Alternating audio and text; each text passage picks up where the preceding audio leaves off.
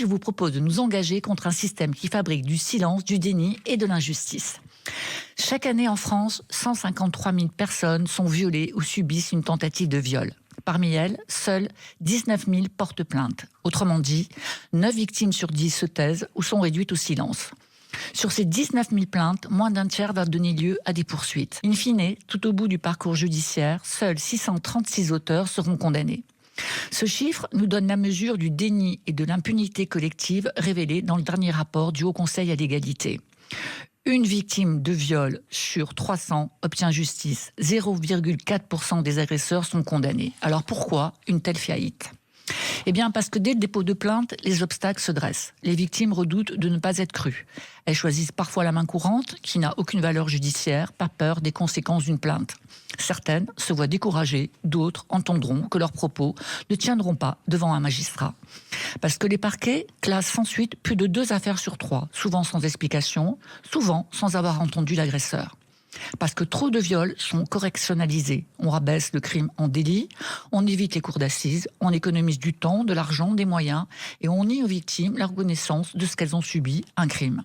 Parce que la culture du viol est partout, dans les commissariats où persistent les stéréotypes sexistes, dans les expertises psychiatriques qui minimisent les traumatismes, dans les salles d'audience où la victime doit encore prouver qu'elle est crédible, qu'elle est une bonne victime. Parce que le parcours judiciaire réactive la douleur, répéter son histoire encore et encore, être confronté à son agresseur, être examiné, décortiqué, parfois humilié. Tout cela au nom de la justice, mais sans justice à l'arrivée.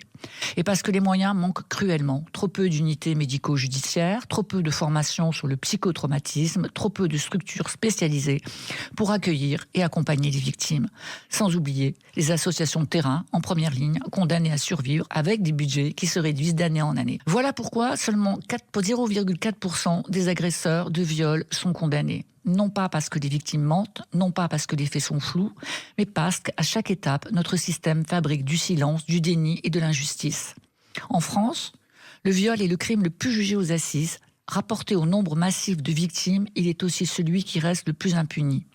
La France est régulièrement condamnée par la Cour européenne des droits de l'homme pour traitement inhumain et dégradant.